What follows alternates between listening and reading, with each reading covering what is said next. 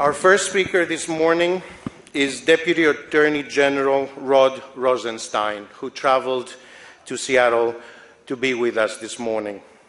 He's a graduate of the University of Pennsylvania, and he also studied at Harvard Law School, where he was actually the editor of Harvard Law Review. He has been the Deputy Attorney General since April 26, 2017.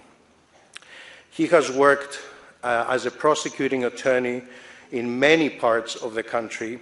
There is a lot more that I could say, but I'm actually going to give the podium to him to tell us about his job and how the Department of Justice feels forensic science plays in 2018 and beyond in their administration. Please, a warm welcome for our Deputy Attorney General.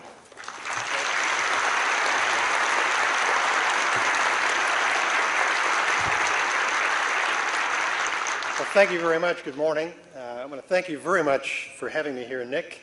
And Betty, I appreciate your hospitality. I'm very glad to be here today, although I must say that it's unseasonably warm back home. My kids told me it's 80 degrees in Maryland today. It's about 31 here in Seattle, but we wouldn't know it sitting here inside.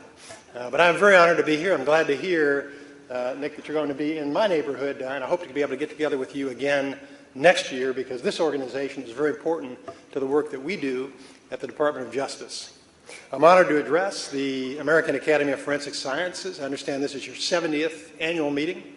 This is a highly respected organization with 11 different sections, nearly 7,000 members nationwide. You have an enormous diversity of professional backgrounds, skills, and experience. Your ranks include researchers, forensic scientists, and criminal litigators. You study forensic science, you practice forensic science, and you are patrons of forensic science. In those ways, the Academy and the Department of Justice have much in common. At the department, we also study forensic science in our research labs. We practice forensic science in our crime labs, and we are patrons of forensic science in the tens of thousands of cases that we investigate and prosecute each year. The department relies on forensic science to carry out our work, and we strive to set a standard of excellence just as you do.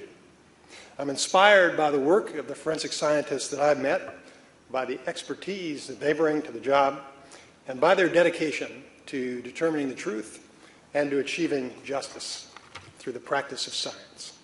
The value of your work is illustrated by a case that arose during the Martin Luther King parade 7 years ago in Spokane, not far from here.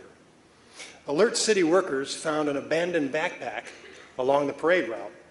Out of an abundance of caution, they diverted the parade, and they called in the Spokane Police Department and the Sheriff's Department. Investigators discovered that the backpack was an improvised explosive device. A bomb squad was able to disarm the device, and thanks to their quick work, they preserved critical evidence, including 128 fishing weights that would have served as projectiles if the device had exploded. The FBI's Joint Terrorism Task Force here in Spokane immediately began an investigation. This Joint Terrorism Task Force, what we call the JTTF, is a superb model used by the FBI nationwide. I participated in it when I was U.S. Attorney in Maryland. It brings together all of our federal, state, and local partners and critical private sector organizations that have a role to play in preventing terrorism and other major criminal events. Well, that task force was able to canvass the region, and they looked for batteries and other components that were similar to those that were used in the bomb. They sent the device to the FBI crime lab for a detailed analysis, along with other evidence obtained from multiple searches. FBI examiners also worked to extract DNA evidence from the backpack. Other examiners developed pattern trace and chemical evidence from the device. They found that the fishing weights were coated with rat poison and feces. The would-be bomber had planned to maximize the damage that his bomb would do. Within a month of the discovery, FBI investigators determined that a local store had recently made 3 sales of large quantities of the fishing weights that were used in the bomb. The store's record revealed that 2 of those purchases were made with cash. The third was made with a credit card in the name of a man named Kevin Harpham. FBI investigators soon discovered that Harpham had connections to a white supremacist group and they were able to match the DNA from the backpack to Harpum. The FBI also matched 14 tool marks on parts of the device to a crimping tool discovered in a search of Harpum's property. Suspecting that Harpum might be heavily armed, the FBI's hostage rescue team devised a ruse to lure him out of his home. As the agents suspected, Harpum was armed. Fortunately, he was safely taken into custody. He later pleaded guilty and was sentenced to serve 32 years in federal prison. In that case, the system worked exactly as intended, and tragedy was averted. It demonstrates the value of coordinated law enforcement and the critical importance of forensic science in the fight against crime. Now, President Trump has ordered the Department of Justice to reduce violent crime, and Attorney General Sessions has made it his top priority for our department to achieve that goal. Forensic science, used appropriately, will help us to accomplish our mission. I've worked in federal law enforcement for more than 27 years. I understand the critical role that forensic science plays in our criminal justice system. As Deputy Attorney General, a job I've held since last April, I've developed an even deeper understanding and appreciation for the role of forensic science in the search for truth. And we now have in the department a dedicated team that's devoted full-time to working with you and other interest groups to enhance our commitment, accuracy, and reliability in the area of forensic science. For that reason, I'm pleased to share with you today what the Department of Justice is doing to increase our capacity to analyze evidence, to improve coordination with stakeholders, and to advance the reliability of forensic science. Science and law are two of the most influential professions in America. They have a long partnership born of mutual interest and necessity. They share core values of accuracy, consistency, stability, and transparency. They both rely on rigorous thought and principled action, and they both count on the integrity of the people and processes to inspire confidence in their outcomes, whether that is a test result or a legal ruling in court. Last April, our department announced that we would undertake a needs assessment of forensic laboratories. The purpose of the project is to examine the workload of America's public crime labs and evaluate personnel, equipment, and training needs. That assessment will result in a report to Congress this fall. So over the last 6 months, we've held many listening sessions with forensic science stakeholders, and we have scheduled more sessions here with you this week. We focus on identifying the most urgent needs facing the forensic community and developing potential solutions. We meet with lab directors, bench scientists, investigators, and litigators. We also meet with forensic associations, societies, and organizations. I want to share with you 3 important things that we've already learned. First, we learn more about the people who work in your field. The expertise, commitment, and passion that forensic scientists bring to their jobs is truly inspiring. Most of you work in state and local crime labs with small budgets and big caseloads. You care deeply about your work and its impact on public health and safety and trust in the criminal justice system. You also have a wealth of knowledge about the needs in your field, and you are eager to share ideas with us. Each session reveals important insights about the challenges you face and promising solutions. Now, the second thing that we're learning is that common themes cut across all forensic disciplines. The opioid epidemic and the rise in violent crime increase the strain on an already taxed system, with crime labs, medical examiners, and forensic toxicologists bearing the brunt of the surge. The forensic community has been stressed by the increased demand for services, rising case backlogs, and requests for quicker turnaround times. Funding, personnel, training, and equipment needs sometimes have failed to keep pace with new demands. In light of those challenges, we are exploring new ways to increase testing capacities and decrease backlogs.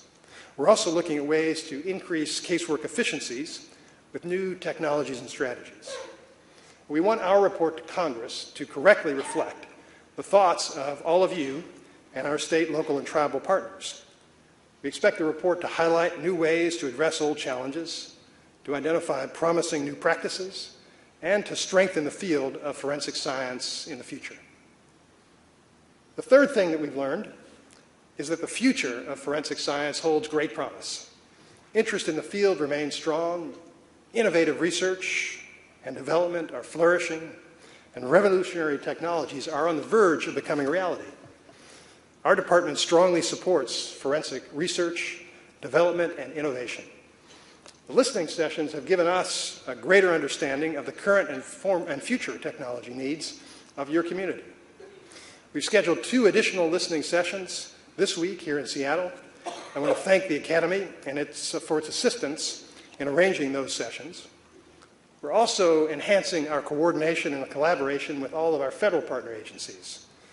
Strong partnerships decrease duplication of effort and increase efficiencies in the fight against crime. As a step to promote strong partnerships, I'm pleased to announce today that we are reviving the Council on Federal Forensic Laboratory Directors with a new charter and a mandate to continually improve our forensic work. The Council is the only federal interagency working group focused solely on forensic science. It includes representatives from the Department of Justice and other executive branch agencies with forensic science labs. The Council will spot trends, share intelligence, identify research needs, and focus on collaborative ways to use forensic science in the fight against crime. Our new Council reports directly to the Deputy Attorney General and includes designated staff who will be working full-time to support its mission. We look forward to working with our federal partners on that Council. I also want to discuss the Department's commitment to the reliability of forensic science. As you all know, we've had challenges in the past, and we're committed to ensuring that we have no such problems in the future. Reliable forensic science is the result of responsible forensic practice. Responsible practice requires an understanding of forensic methods and the evidence. Like all applied sciences, forensic science relies in part on human interpretation and judgment, which lead to an expert's conclusion. And once that conclusion is formed, it must be carefully expressed, both in forensic reports and in trial testimony. The words that we use must directly convey both the significance and any limitations of the conclusion. So last August, I announced that the department would develop what we call uniform language for testimony and reports. The language will set the appropriate scientific boundaries for expert conclusions offered by department examiners in lab reports and testimony. Our goal is to make sure that our experts properly articulate their conclusions so that judges and juries fully understand what they mean. Today, I'm pleased to announce that we're implementing our uniform language for the latent print discipline. This is the first approved uniform language document. It specifies the appropriate range of conclusions that department examiners may provide about latent print examinations. It also includes important scientific limitations on those conclusions and other testimonial statements. So it will specify how our experts articulate in their reports and in their testimony what their conclusions are and what they mean. The document was peer-reviewed by experts outside of the department, and their comments helped to inform the approved language. In addition to forensic practitioners, we expect that lawyers and judges will closely review the uniform language to better understand the proper scope and basis for our expert conclusions. In addition to uniform language, I announced last summer that we would develop and implement a program to monitor the courtroom testimony of our department examiners so that we can be confident that what they're saying in court is consistent with our guidelines. So today I'm pleased to announce that we have issued guidance to our forensic labs and our digital analysis entities to establish testimony monitoring practices. The department will implement robust testimony monitoring programs to help ensure that our examiners testify consistent with current scientific principles. As forensic science evolves over time, so too must the uniform language. We realize that scientific knowledge must be constantly advanced by those who seek the truth. As our knowledge of science advances, The writings that reflect our current state of that knowledge need to change. So the department supports ongoing practitioner-led efforts to develop consensus-based and scientifically sound documentary standards. Each of our approved uniform language documents will be reviewed regularly to confirm that they reflect current scientific knowledge and best practices. The uniform language and the testimony monitoring programs are additional measures to help ensure that our examiners correctly state their expert conclusions in reports and testimony. These new measures will advance the practice of reliable and responsible forensic science in our federal courts and in state courts where our experts testify. In addition to reliability, another core value shared by both science and law is the importance of transparency about our decision-making processes. Transparency enables greater understanding, guides our conduct, and promotes accountability. Most importantly, it helps to maintain public trust in our legal and scientific institutions. For those reasons, in the coming months, the Department's forensic crime labs will complete the process of posting their current quality management standards online. The postings will include laboratory policies, procedures, and protocols, and existing summaries of our internal validation studies. Our forensic labs seek to establish and maintain the highest standards of quality and accountability. That commitment is reflected in our people, our practices, and the sound scientific work that they produce every day.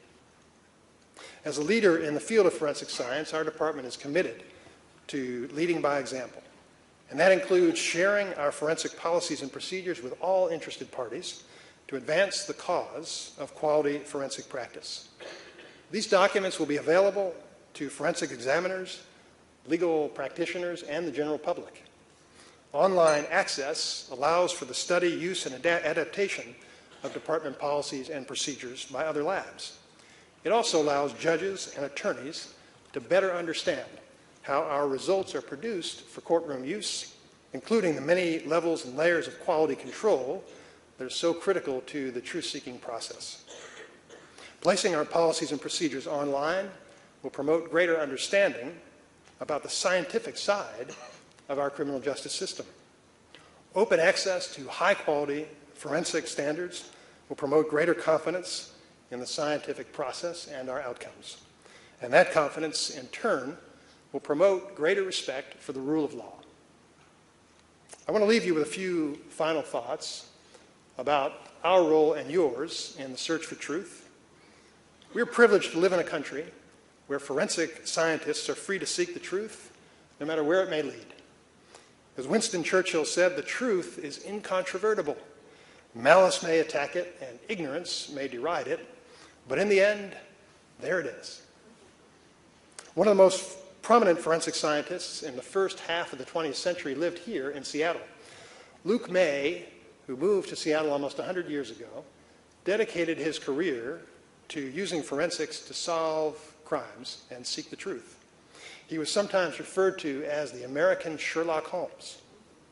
May operated a private forensic laboratory, and he investigated cases for both sides, for the prosecution and the defense. Near the end of his life, he received an award with an inscription that read as follows: "Some seek truth for convenience, some for recognition. Few have sought it so diligently for so many years to prove equally innocence or guilt." Luke May's unbiased search for truth may be unusual in some professions, but it is not in yours and mine. More often than not, the search for truth is not easy. It does not make you rich, and it rarely makes you famous. In a world that is sometimes buried in a blizzard of conflicting opinions cast as facts, it's easy to fall prey to confirmation bias. But people who seek the truth always remain open to the possibility that it may not match their preconceptions. Fair-minded investigators must never reach a conclusion first and then risk ignoring contradictory facts that develop.